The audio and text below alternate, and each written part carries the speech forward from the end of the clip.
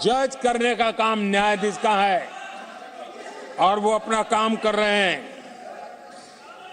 और अध्यक्ष जी, मैं इस पवित्र सदन में फिर से दोहराना चाहूंगा, जिसको जितना जुल्म मुझ पर करना है कर ले, मेरी भ्रष्टाचार के खिलाफ लड़ाई चलती रहेगी। जिसने देश को लूटा है उनको लौटाना पड़ेगा, जिन्होंने देश को लूटा है उनको लौटाना पड़ेगा। ये मैं देश को इस सदन की पवित्र जगह से वादा करता हूं। जिसको जो आरोप लगाना है लगा लें, लेकिन देश को लूटने नहीं दिया जाएगा और जो लूटा है वो लौटाना पड़ेगा। आदरणीय अध्यक्ष जी, देश सुरक्षा और शांति का एहसास कर रहा है।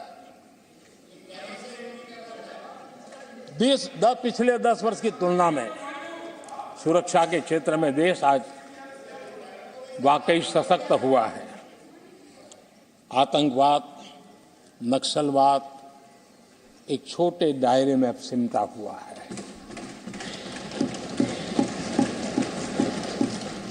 लेकिन भारत की जो टेररिज्म के प्रति जीरो टॉलरेंस नीति है, आज पूरे विश्व को भी भारत की इस नीति की तरफ चलने के लिए मजबूर होना पड़ा।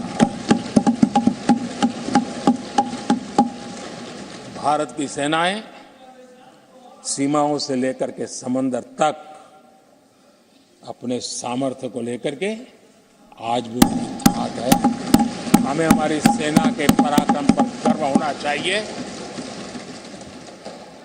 हम कितना ही उनके मोरल तोड़ने की कोशिश करें, मुझे मेरी सेना पर भरोसा है। मैंने उनके सामर्थ्य को देखा है।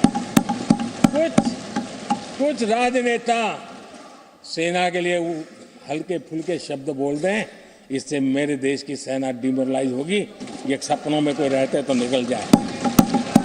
देश के मूड को वो खत्म नहीं कर सकते। और किसी के एजेंट बन करके इस प्रकार की भाषा अगर कहीं से भी उठती है, देश कभी स्वीकार नहीं कर सकता है। और जो खुलेआम देश में अलग देश बनाने की वकालत करते हैं,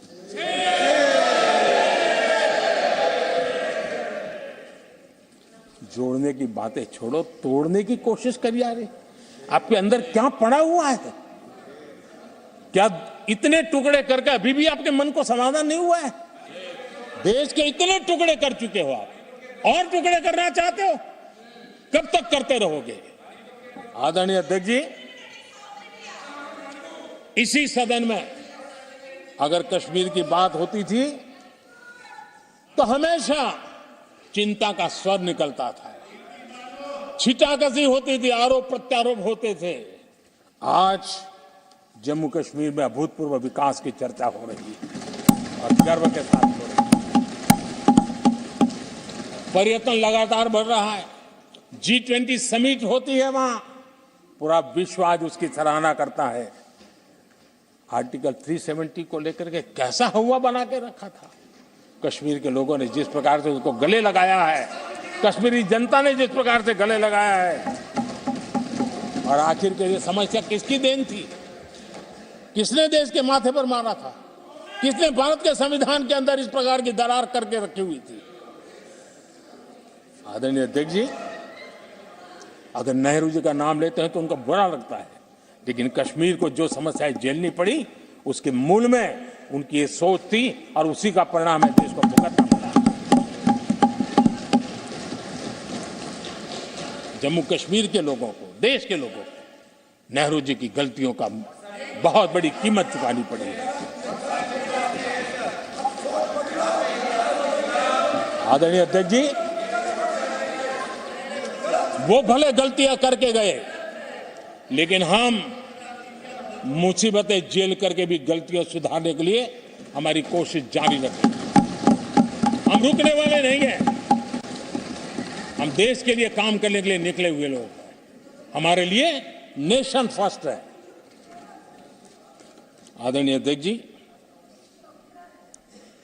मैं सभी राजनीतिक दलों के नेताओं से आग्रह करूंगा, सभी माननीय सदस्यों से आग्रह करूंगा। भारत के जीवन में एक बहुत बड़ा अवसर आया है, वैश्विक परिवेश में भारत के लिए बड़ा अवसर आया है, एक नए आत्मविश्वास के साथ आगे बढ़ने का अवसर आया है। राजनीति अपनी जगह पे होती है, आरोप प्रत्यारोप अपनी जगह पर होता है, लेकिन देश से बढ़कर कुछ नहीं होता है। और इसलिए आइए मैं निमंत्रण देता हूं आपको, कंधे से कंधा मिलाकर के हम देश के निर्माण के लिए आगे बढ़े। राजनीति में किसी भी जगह पर रहते हुए भी राष्ट्र निर्माण में आगे बढ़ने में कोई रुकावट नहीं आती। अब इस राह को मत छोड़िए। मैं आपका साथ मांग रहा हूं, मां भारती के कल्याण के लिए साथ मांग रहा हूं। मैं विश्व के अंदर जो अवसर आया है उस अवसर को बुलाने के लिए आपका साथ मांगता हूं। मैं आपका सहयोग चाहता हूं 140 करोड़ देशवासियों की जिंदगी को और समृद्ध बनाने के लिए और सुखी बनाने के लिए। लेकिन अगर आप साथ नहीं दे सकते हैं और अगर आपका हाथ ईंटें फेंकने पर ही तुला हुआ है, तो आप लिख करके रखिए, आपकी हर ईंट को मैं विकसित भारत की नींव मजबूत करने के लिए बताऊंगा।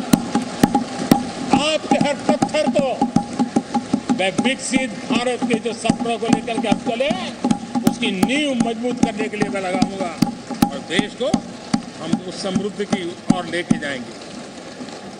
जितने पत्थर उछाल लीजिए, आपका हर पत्थर भारत के समृद्ध, भारत के विकसित भारत के सपने को समृद्ध बनाने के लिए हर पत्थर को मैं काम में ले लूंगा। ये भी मैं आपको विश्वास दिलाता हूं। आदरणीय अध्यक्ष जी, मैं जानता हूं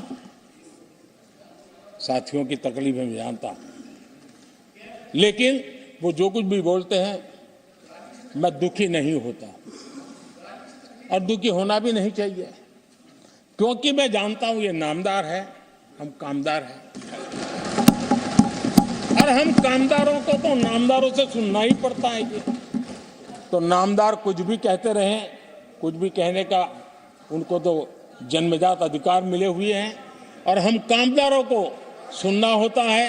हम सुनते भी रहेंगे और देश को सहजते भी रहेंगे, देश को आगे बढ़ाते रहेंगे।